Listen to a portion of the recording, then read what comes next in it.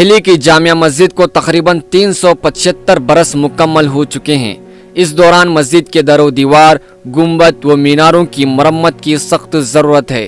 اس ضمن میں مسجد کے شاہی امام نے آثار قدیمہ کو کئی بار خط لکھ کر جامع مسجد کی جانب توجہ دلانے کی کوشش کی ہے، لیکن اس کے باوجود آثار قدیمہ کی جانب سے کوئی خاص اقدامات نہیں کیے گئے ہیں۔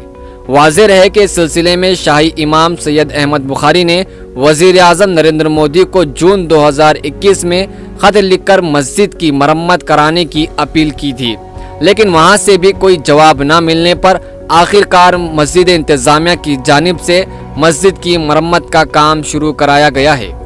شاہی امام سید احمد بخاری نے کہا ہے کہ وہ یہ کام مجبوری میں کروا رہے ہیں، کیونکہ آثار قدیمہ کو متعدد بار خطوط لکھے جانے کے باوجود کوئی اقدامات نہیں کیا گیا۔ ایسے میں مسجد کو مزید نقصان نہ ہو، اس کے لیے یہ اقدامات کیا جا رہا ہے۔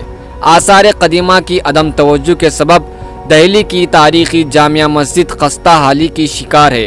مسجد انتظامیہ نے وزیر اعظم نریندر مودی اور آغا خان فاؤنڈیشن کو شاہجہانی جامع مسجد کی مرمت کے لیے کئی بار خط لکھا ہے، لیکن اب تک کوئی جواب نہیں آیا، جس کے بعد مجبوراً اس تاریخی مسجد کو سیمنٹ سے مرمت کی جا رہی ہے۔